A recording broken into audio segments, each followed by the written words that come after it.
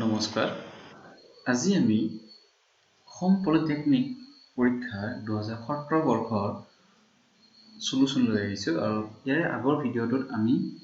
Maths অংকৰ সেকশনৰ গোটেইটা question solve কৰিছিলো। আজি আমি সায়েন্সৰ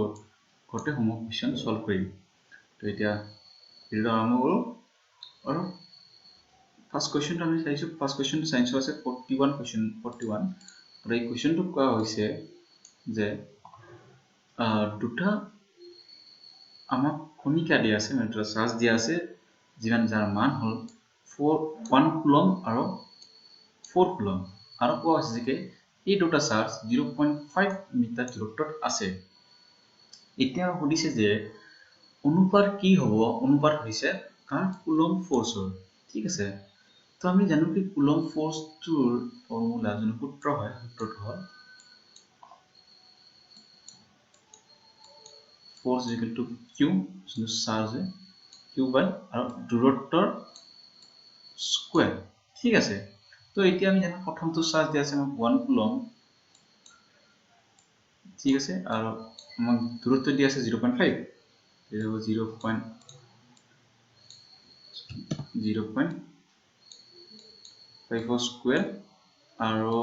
নেক্সটটো আমাক কোৱা হৈছে 4 কুলম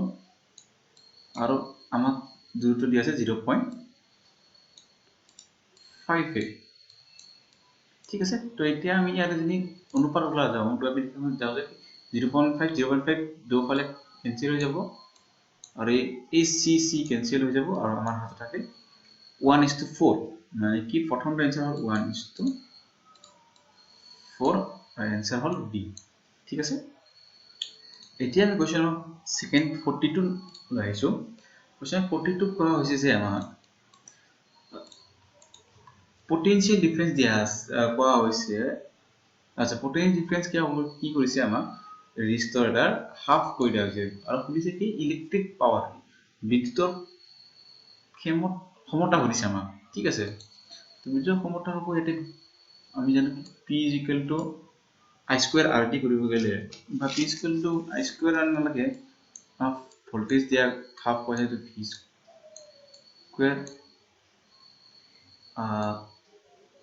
RT আমি কৰিব পাৰিম।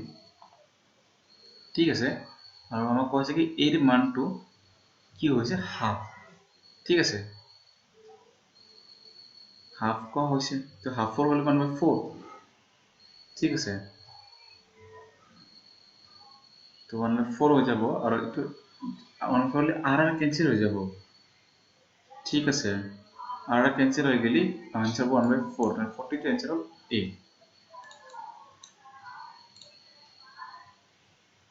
এতিয়া আমাক কোৱেশ্চন নম্বৰ 43 টো কোৱা হৈছে যে ফ্ৰী ফলি বডি এটাৰ কি বস্তু কনস্ট্যান্ট থাকে। কনস্ট্যান্ট মানে কি যোনটো সলনি নহয়। ঠিক আছে, তো ফ্ৰী ফলি মানে কি এটা আপোনাৰ কোনো মুক্তি হোৱা বস্তু এটা মুক্তি অগমন কৰা মানে মুক্তি মানে ফ্ৰী ফলিং হৈ আছে ওপৰৰ পৰা আৰু এই বস্তুটো কি বস্তু কনস্ট্যান্ট থাকে। কনস্ট্যান্ট মানে সলনি নহয়। ঠিক আছে, তো মানি লোৱা আমাৰ এখন বস্তু যেতিয়া ওপৰৰ পৰা তললৈ আহে তেতিয়া বস্তুটোৰ অকল ত্বৰণ এক্সেলাৰেশন সদায় কনস্ট্যান্ট থাকে। ঠিক আছে, ঠিক ত্বৰণ সদায় কনস্ট্যান্ট থাকে, বাকি সকলোবোৰ সলনি হয়। ঠিক আছে, এতিয়া আমি নেক্সট কোৱেশ্চনটো হয় জানো। নেক্সট কোৱেশ্চনটো আমাক কোৱা হৈছে যে 44 কোৱা হৈছে কি এটা অবজেক্ট আছে যোনটো পৃথিৱীৰ ভূমিত ওজন দিয়া আছে 10 নিউটন আৰু কোৱা হৈছে কি আমাক চন্দ্ৰৰ ভূমিত দিছে। ঠিক আছে, যদি কিবা বস্তু যিকোনো বস্তু যদি পৃথিৱীৰ ভূমিত ওজন 10 কেজি হয় তেতিয়া হলে চন্দ্ৰৰ ভূমিত ওজনটো হ'ব মুনৰ ওজনটো হ'ব সেই ওজনটোৰ 1/6 ভাগ।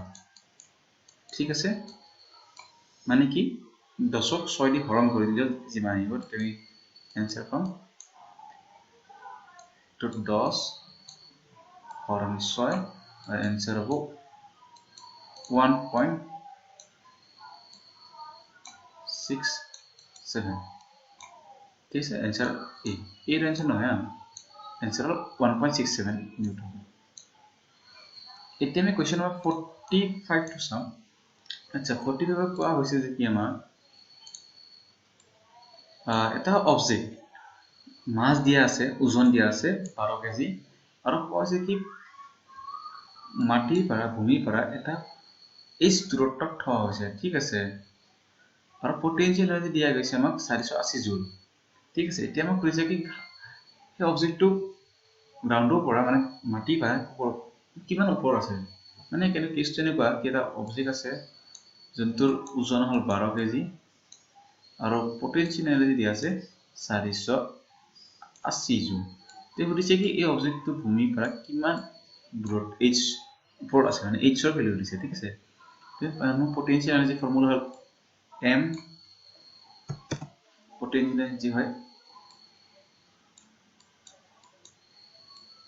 m g h ঠিক আছে মাস ওজন গুৰুত্বাকৰ্ষণৰ কনস্ট্যান্ট আৰু h উচ্চতা আৰু p হল potential energy তো potential energy ভ্যালু দিয়া আছে 480 ঠিক আছে তাৰপিছত মাছৰ ওজন দিয়া আছে 12 কেজি আৰু জিৰ মান যদি মানে গুৰুত্বপূৰ্ণ যদি মান 10 ধৰো ঠিক আছে আৰু h হল উচ্চতা আৰু h উলাব লাগে আমি ঠিক আছে এতিয়া আমি এটো সলভ কৰিলে কি পাম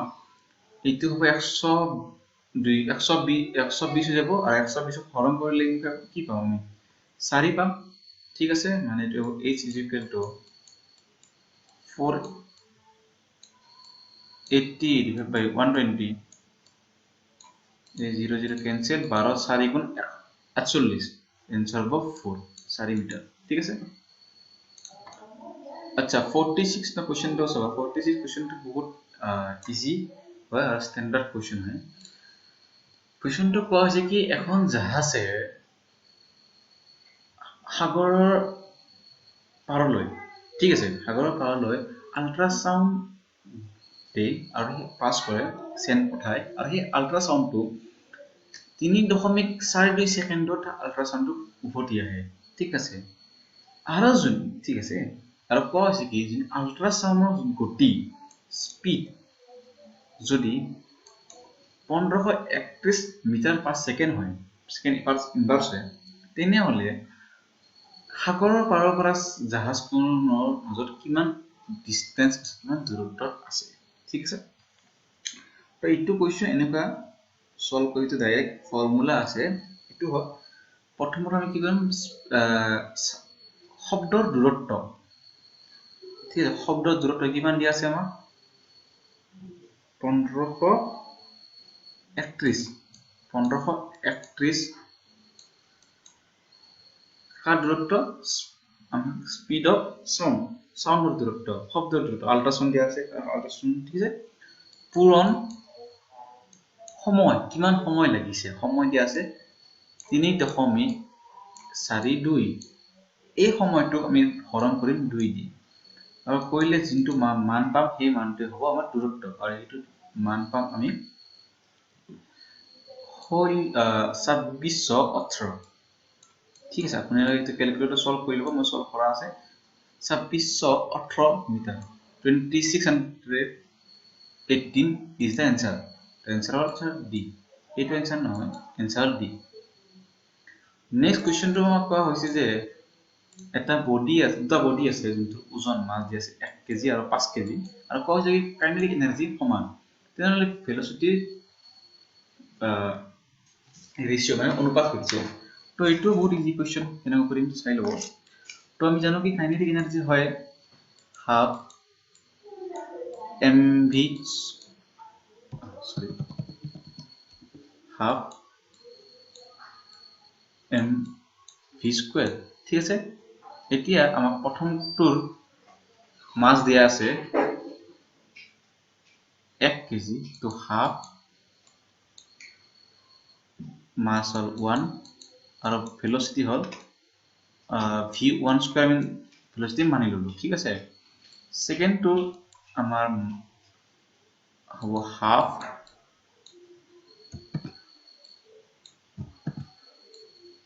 হাফ মাছ দিয়া আছে আমাক 5 কেজি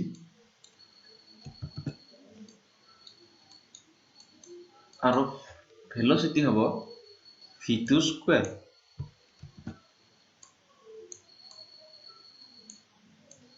ঠিক আছে তো v2 স্কয়াৰ হ'ব এতিয়া আমি দেখা যায় আছে এই হাফ কেনসেল ঠিক আছে v2 v1 স্কয়াৰ তো আমি এই যে লিখিব পাৰো v1 by v2 square v2 whole square ঠিক আছে is equal to 1:5 ঠিক আছে আৰু স্কয়াৰ তো এতি মোক আইডিয়া তো ৰুটৰ আহি যাব to 1/5 whole root ঠিক আছে 1 or root 1 to 1 বাহিৰ আহি যাব আৰু under root 5 ঠিক আছে আৰ आंसर হ'ব আমাৰ 1:5 তো आंसर বি ঠিক আছে এতিয়া আমি কোৱেশ্চন নম্বৰ 48 টো চাম 48 টো কি কোৱা হৈছে আমাৰ 48 টো কোৱা হৈছে কি পোহৰ এটা বায়ুৰ পৰা গ্লাছলৈ সোমাই ঠিক আছে আৰু এই গ্লাছৰ ৰিফ্ৰেক্টিভ ইনডেক্স দিয়া আছে মিউ ৰিফ্ৰেক্টিভ ইনডেক্স মানে আমাক মিউ মান দিয়া আছে 1.5 ঠিক আছে আৰু দিছে যে লাইটৰ মানে পোহৰৰ গ্লাছত পোহৰৰ বেগ কিমান হ'ব স্পিড দিছে ঠিক আছে তো ইটো ডাইৰেক্ট ফৰ্মুলা আহি যায় ফৰ্মুলাটো হ'ল mu মানে ৰিফ্ৰেক্ট ইনডেক্স আমাৰ ৰেডি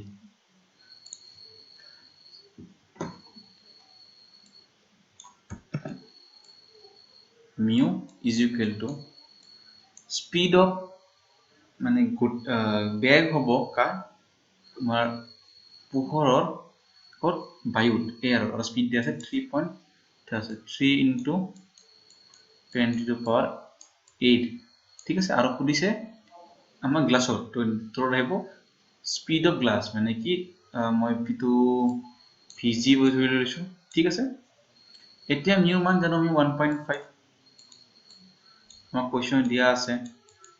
আৰু আমি ইটো মান জানো 3 into 10 to the power 8 আৰু ভিজি যোনটো মান আমি উলাব লাগিব ঠিক আছে এতিয়া আমি দেখিছো যে 0.5 আৰু a 3 কা 2 জি 2 হৈ আছে 1.2 2 তো आंसर হ'ব vg is equal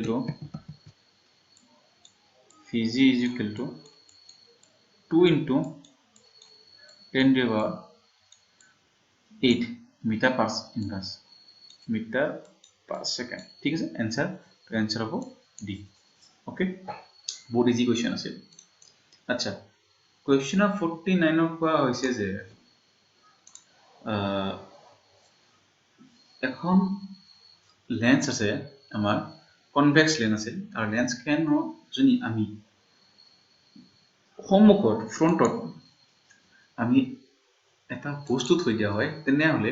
আমি এই বস্তুটোৰ সঁচা ইমেজ সঁচা ছবি আৰু যোনটো হাইট হ'ব সাইজ হ'ব ক'ত পাম তো হতে মনত ৰাখিব কনভেক্স লেন্সৰ ৰিয়েল ইমেজ বাই 2f মানে কি ফোকাল লেন্থৰ দুগুণত হয় ঠিক আছে তো आंसर d twice f ঠিক আছে क्वेश्चन তো ডাইরেক্ট क्वेश्चन आंसर ইবোৰ আছে क्वेश्चन 50 কোৱা হৈছে কি হাউ মাচ ওয়াৰ্ক ডান ইন মুভিং আচ্ছা দুই কুলমৰ আমাৰ এটা সাইজ আছে ঠিক আছে আৰু যোনটো পটেনশিয়াল ডিফাৰেন্স কোৱা হৈছে দুটা চাৰ্জৰ মুভিং চাৰ্জ মাজত 42 ঠিক আছে তো সুধিছে ওয়াৰ্ক ডান কিমান কৰ্ম হ'ব ঠিক আছে work done is equal to q dv ঠিক আছে ওয়ার্ক ডান ওয়ার্ক ঠিক আছে আৰু q হল চাৰ্জ কোন আৰু dv হল এই ডিফাৰেন্স 2 ঠিক আছে মানে 42 তো চাৰ্জ দিছে 2 আৰু dv হল আমাৰ মানে ডেল্টা v মানে ডিফারেন্স 2 দিছে 42 ঠিক আছে आंसर হ'ব आंसर হ'ব 84 आंसर 44 ঠিক আছে इजी क्वेश्चन আছে এতিয়া আমি क्वेश्चन নম্বৰ नेक्स्ट চাম 51 51 পৰা হৈছে আমাৰ আৰু এইটো বহুত ইজি क्वेश्चंस ফৰ কি চাব 51 পৰা হৈছে কি এটা আমাৰ ৰেজিস্টাৰ আছে যোনটো L লেন্থ দিয়া আছে আৰু A ক্ৰস সেকশন এৰি দিয়া আছে আৰু স্পেসিফিক ৰেজিস্ট্যান্স দিয়া আছে রো তেনে হলে রেজিস্ট্যান্স কি হ'ব রেজিস্ট্যান্স হ'ব rho L upon A to answer rho L upon A to answer D it is a बहुत easy question easy answer sorry এতিয়া question number 52 কোৱা হৈছে কি তিনডাল 3 ওহমৰ বিদ্যুৎক বাধা দিয়া ৰেজিস্টাৰ আছে আৰু সিৰিজত আছে মানে কি এক ক্ৰমত আছে তেনে হলে তাৰ ইকুইভ্যালেন্ট ৰেজিস্ট্যান্স দিছে ঠিক আছে ফুটমূল কিমান হ'ব ৰেজিস্ট্যান্স মানে ফুটমূল কিমান হ'ব ৰধৰ তো আমি জানো যে কি সিৰিজত থাকিলে আমাৰ কি হয় ৰেজিস্টাৰ বিলাক এড হয় আৰু তিনিটা ৰেজিস্টাৰ আছে 3 ওহম আৰু একে হাইট আছে মানে কি 3 ওহম আৰু 3 ওহম আৰু একে হাইট থাকিলে কি হয় এড হয় তো 3 ওহম মানে 3 plus 3 plus 3 is equal to 9 9 ohm answer hall B ঠিক আছে এতিয়া আমি क्वेश्चन नंबर 53 চাম 53 52 কৈছে কি 2 ওয়াট ক্ষমতাৰ এটা লাইটে বা এটা বস্তুৱে এক কারেন্ট 1 এম্পিয়ার কারেন্ট ফ্লো হয় তেনলে পটেনশিয়াল ডিফারেন্স দিছে ঠিক আছে তো পটেনশিয়াল ডিফারেন্স দিছে তো আমি জানো কি P is equal to ক্ষমতা is equal to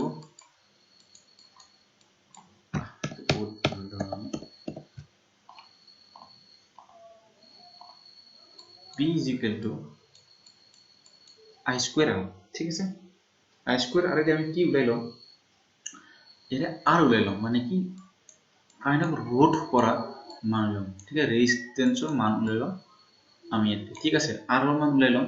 তো P ৰ মান জানো I ৰ মান জানো R উলাই যাব I is equal to P is equal to 2 watt হরণ 1 কারেন্ট 1 বর্গ 1 স্কয়ার 1 তো आंसर হল 2 ohm ঠিক আছে আমাক কৈছে কি potential difference V ohms law for V is equal to I into R ঠিক আছে I এর মান আমার হল 1 एम्पियर ঠিক আছে আর আমার রেজিস্ট্যান্সের মান ইমেতে বলেছিল আমি 2 ওহম 2 ওহম আর आंसर হল 24 ঠিক আছে এতিয়া আমি क्वेश्चन नंबर 54 তো চাম 54 কোৱা যে এখন এজন খেলুৱৈ আছে যোন খেলুৱৈ এটা গোলাকাৰ ফিল্ড এখনত এক চক্ৰ মাৰে দৌৰে আৰু তেওঁ এক চক্ৰ এটা ৰাউন্ড কমপ্লিট কৰোতে তেওঁ 40 সেকেন্ড লগায় তামাক কৈছে কি 2 মিনিট মানে কি 120 সেকেন্ডত কিমান তেওঁ দৌৰিব ঠিক আছে তো আমাৰ ডায়ামিটাৰ দিয়া আছে ইয়াৰে 100 মিটাৰ এতিয়া আমি ফাৰ্স্ট উলাব লাগিব তেওঁ 40 সেকেন্ডত কিমান হয় তাৰ কোৱেশ্চনত কোৱা হৈছে কি 40 সেকেন্ডত তেওঁ এপাক কমপ্লিট কৰে এপাক মানে কি পৰিসীমা সাৰ্কামফাৰেন্স হ'ব না সাৰ্কেলটোৰ তুমি সার্কামফারেন্স মানে কি পরিসীমা লৈ লম পরিসীমা কি হয় সার্কেল 2 পাই r 2 পাই r আচ্ছা r না জানো আমি রেডিয়াস না জানো ডায়ামিটার দিয়া আছে রেডিয়াস কি হ'ব ডায়ামিটার আধা তো এটু হ'ব 2 পাই r মানে কি ডায়ামিটার 100 আধা মানে কি 100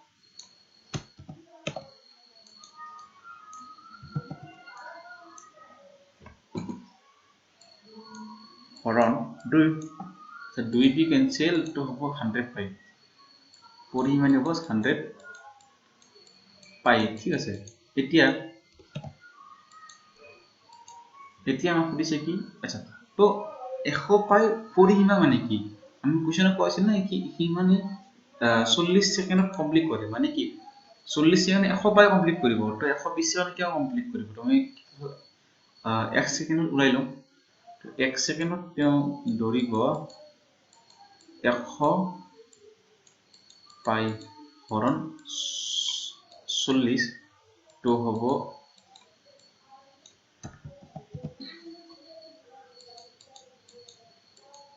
10/4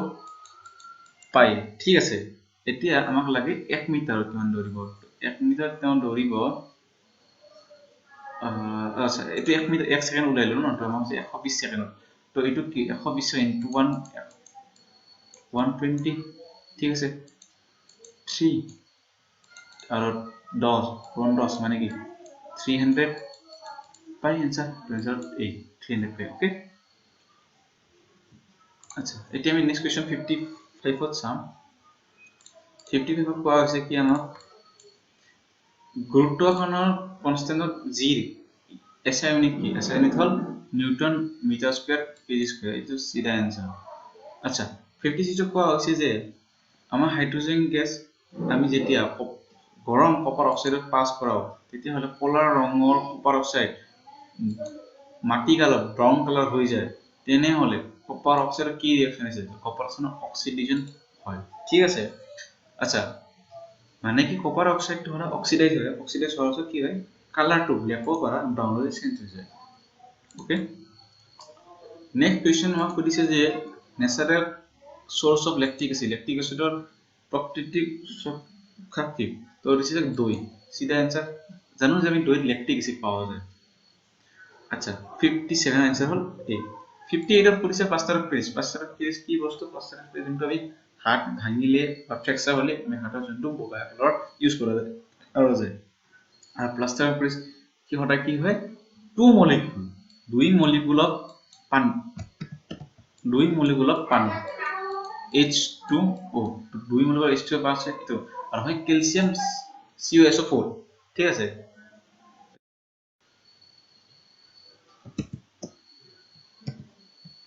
আচ্ছা এতিয়া আমি চাম কোৱেশ্চন 59 টো 15 নম্বৰ হৈছে যে আমাৰ লিথমাছ পেপাৰ ৰঙাৰ পৰা নীলালৈ কনভাৰ্ট হয় তেনে এটা সলিউশন যেতিয়া দিয়া হয় তেনেহলে pH কিমান হ'ব তো আমি জানো যে কি লিথমাছ পেপাৰ কেতিয়া ৰঙাৰ পৰা সেউজীয়া নীলা হয় তেতিয়া খাৰৰ এচিডৰ পৰা ওলাই খাৰলৈ যায় মানে কি pH ৰ মান 7 তকৈ বেছি হ'ব ঠিক আছে তো 7 তকৈ বেছি কেতিয়া হ'ব দিয়া আছে বিমান তো 10 টেনচন 10 আচ্ছা যেতিয়া কোৱেশ্চন 60 টো কোৱা হৈছে কি আমি যেতিয়া সোডিয়াম হাইড্ৰকাৰ্বনেট আমি এচিডিক এচিডৰ লগত লগ কৰো তেনেহলে তেতিয়া এটা গ্যাস ওলাই ঠিক আছে যোনটো গ্যাস কি কৰে যোনটো চূনৰ দৰে লাইম ওয়াটাৰ মিল্কি মানে কি চূনৰ নিচিনা হয় বগা মিল্কি হয় আৰু এটো ফৰ্ম হয় ঠিক আছে তো এটো ফৰ্ম কি হয় হল ক্যালসিয়াম কাৰ্বনেট ঠিক আছে চূনৰ নিচিনা চূনে কবা গলে আচ্ছা আমাৰ কোৱেশ্চন 61 কোৱা হৈছে যে কি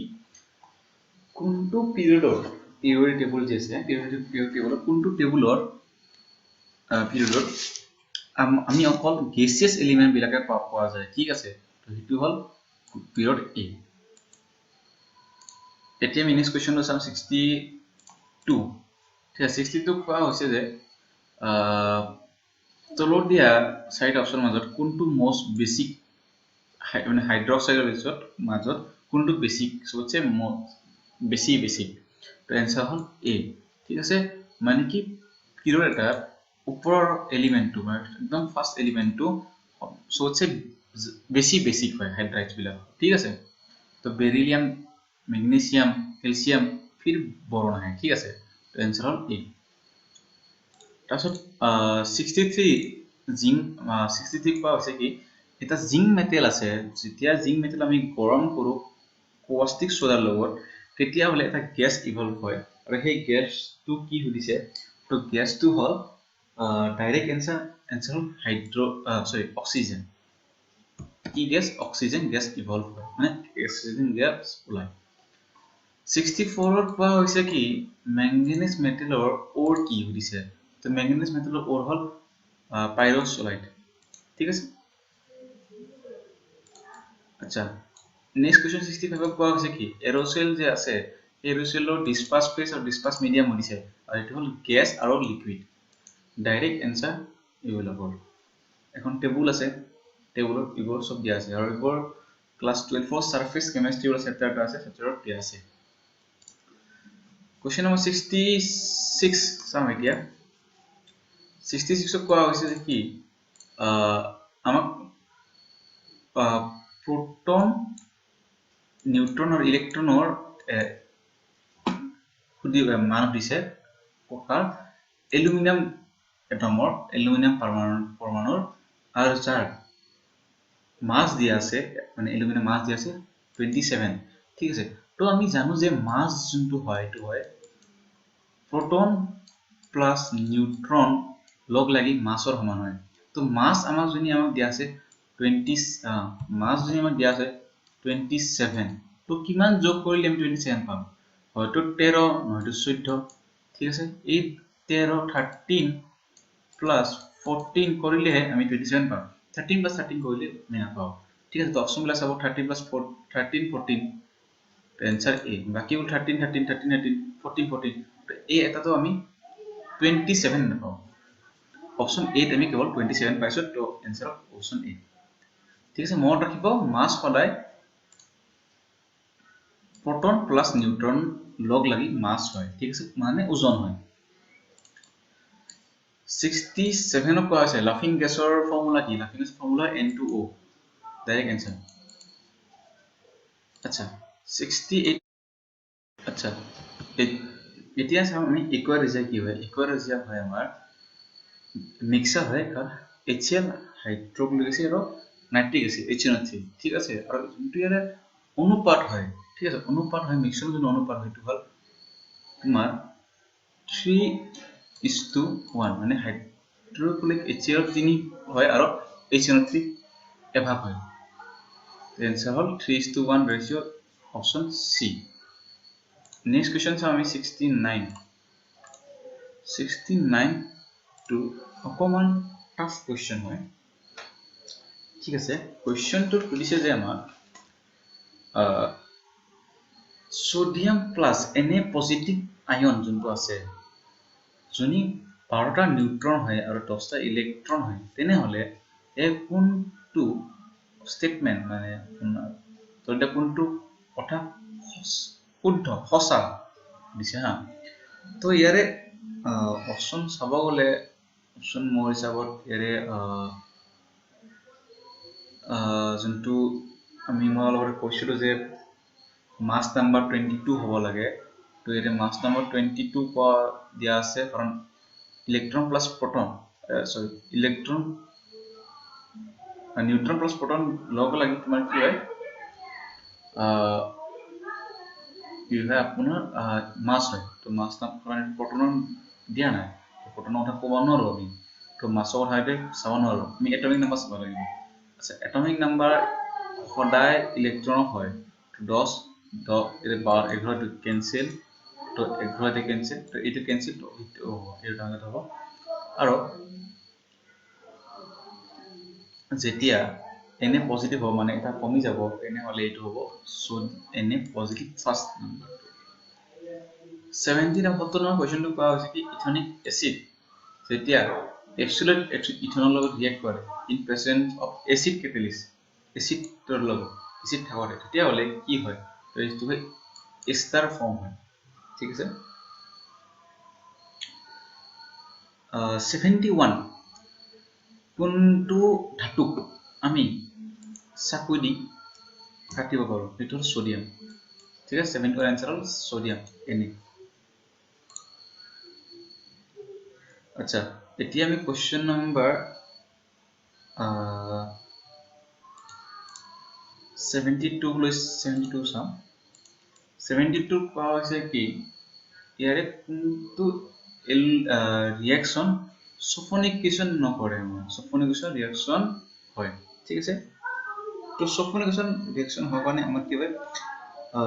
গ্লিচাৰিন হ'ব লাগে ঠিক আছে তো গ্লিচাৰিন মানে এইটো হয় তো অপচন বি 70 আনসার বি ঠিক আছে এতিয়া আমাক 73 সুধিছে কি এ বি সি ডি এলিমেন্টৰ যোনটো এটমিক নাম্বাৰ দিয়া আছে আমাক এইটা তেৰে কোনটো পেয়াৰ একে গ্ৰুপৰ হয় কোনটো সেম হয় ঠিক আছে তো আমি জানো কি 9 আৰু 7 9 আৰু 7 जो কিটা আমাৰ নোবেল গেছ হয় ঠিক আছে তো সেই কাৰণে মানে সোডিয়াম ফ্লোৰিন আৰু ক্লোৰিন ঠিক আছে তো এইটা একে গ্ৰুপ হ'ব তো এ আৰু সি এ এমসন ডি 73 এনসাৰ ডি 74 হল এই ভিডিওটোৰ লাষ্ট কোৱেশ্চন এৰ নেক্সট পাৰ্ট আমি আগৰ কোৱেশ্চনবোৰ কমপ্লিট কৰি পিছৰ কোৱেশ্চনবোৰ চাম এটা সুধিছে কি নন মেটালিক ক্যাৰেক্টাৰ দিছে আমাৰ ঠিক আছে নন মেটালিক ঠিক আছে তো সবচেয়ে কম মেটালিক হয় আমাৰ লিথিয়াম সবচেয়ে বেশি ফ্লোৰিন ঠিক আছে লিথিয়াম সবচেয়ে কম ফ্লোৰিন সবচেয়ে বেশি অপশন বি ডাইৰেক্ট आंसर কি চাব এইবোৰ ক্লাস 10 ৰ পিৰিয়ড টেবুলত দিয়া আছে ঠিক আছে তো এতিয়ালৈকে আমি 74 নম্বৰ কোৱেশ্চন কৰিলো আগৰ পাৰ্টত আগৰ নেক্সট ভিডিওত আমি 75 পৰা এফলে গোটে কমপ্লিট কৰিম ঠিক আছে